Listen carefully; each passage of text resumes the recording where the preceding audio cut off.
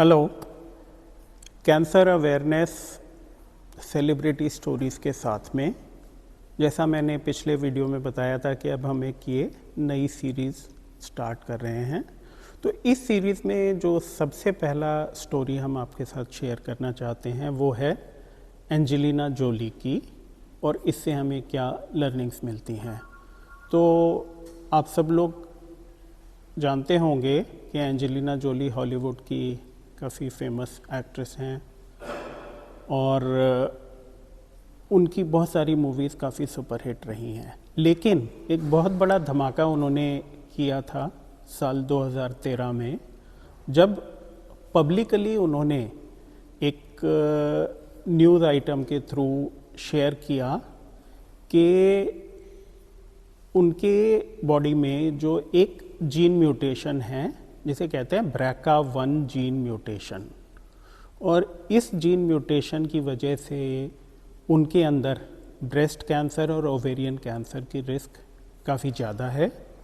और इस रिस्क के चलते उन्होंने उसी साल, ये न्यूज़ आइटम आने से कुछ 2-3 महीने पहले, अपनी सर्जरी कराई थी, जो ब्रेस्ट कैंसर की रिस्क रिड्यूसिंग सर्जरी होती है, जिसे हम लोग बोलते हैं डबल मैस्टेक्टमी, या दोनों ब्रेस्ट का रिमूवल और रिकंस्ट्रक्शन।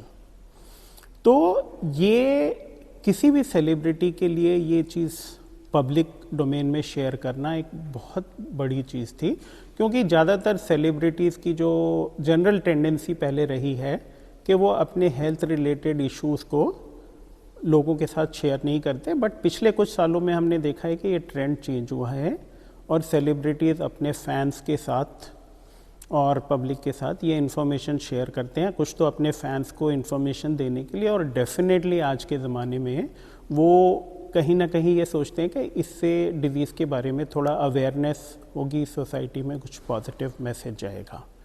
तो एंजेलिना जोली ने ये जो डिटेल शेयर की, उसमें ये था कि उनकी फैमिली में, उनके मदर साइड पे कैंसर की काफ़ी स्ट्रॉन्ग हिस्ट्री है।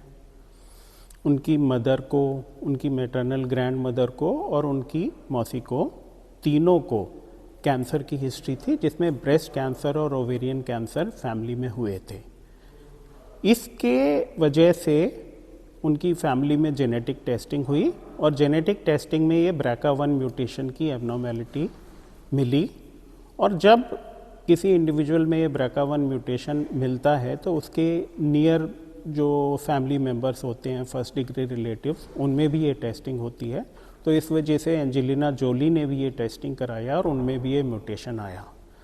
तो उन्होंने जो पहला स्टेप लिया था वो 2013 में था, ये सर्जरी कराई, और 2015 में उन्होंने ओवेरियन कैंसर की रिस्क रिड्यूस करने के लिए दोनों ओवरीज और ट्यूब्स का, जिसे हम लोग बोलते हैं सैल्पिंगोओफरेक्टमी, वो सर्जरी भी कराया था। तो इसके साथ जो है सोसाइटी में एक बहुत बड़ी अवेयरनेस क्रिएट हुई, और इतना इफ़ेक्ट उसका पड़ा कि ये पूरी दुनिया में फेमस हो गया एज एंजेलिना जोली इफ़ेक्ट। और ये इफ़ेक्ट क्या था कि एटलीस्ट वेस्टर्न कंट्रीज़ में, यूरोप में, यूएस में बहुत सारी लेडीज़ ने जेनेटिक टेस्टिंग की, उनमें अवेयरनेस बढ़ी, और उसके बेसिस पे अगर जेनेटिक रिस्क थी तो उन्होंने ये risk reducing surgery, double mastectomy करवाना काफ़ी ज़्यादा कॉमन हो गया वेस्ट में, दोनों ब्रेस्ट का रिमूवल और रिकंस्ट्रक्शन। और इसके साथ अगर ओवेरियन कैंसर का रिस्क है तो ओवेरियन कैंसर की रिस्क रिड्यूसिंग सर्जरी भी काफ़ी लोगों ने कराई।